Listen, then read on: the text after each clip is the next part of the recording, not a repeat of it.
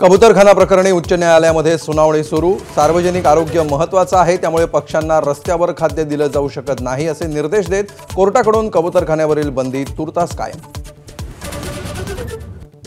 राज ठाकरेंनी मध्यस्थी करून कबूतरखान्याचा वाद मिटवावा। जैन मुनी निलेश चंद्र यांचं साकडं। हाती शस्त्र घेण्याचा इशारा मराठी माणसाला नसल्याचीही स्पष्टोक्ती। कबूतरखाना प्रकरणी आंदोलकांची धरपकड केल्यानं मराठी एकीकरण समिती आक्रमक। जैन आंदोलकांवर गुन्हा नाही मग आमच्यावर का? एकीकरण समितीचा सवाल। मुंबईत आलिशान निवासस्थान असूनही धनंजय मुंडेंना सरकारी निवासस्थानाचा मोह सुटेना।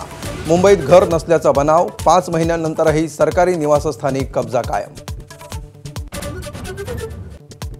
गोंदिया जिल्ह्यात ध्वजारोहण करण्यास छगन भुजबळांचा नकार। नाशिकमध्ये ध्वजारोहणाची संधी न मिळाल्यामुळे भुजबळ नाराज असल्याची चर्चा। लोढा करणार गोंदियात ध्वजवंदन। वांद्र्यातील SRA कार्यालयाबाहेर वंचित आघाडीचं आंदोलन। रखडलेल्या प्रकल्पांसंदर्भात जाब विचारत वंचित आघाडी आक्रमक।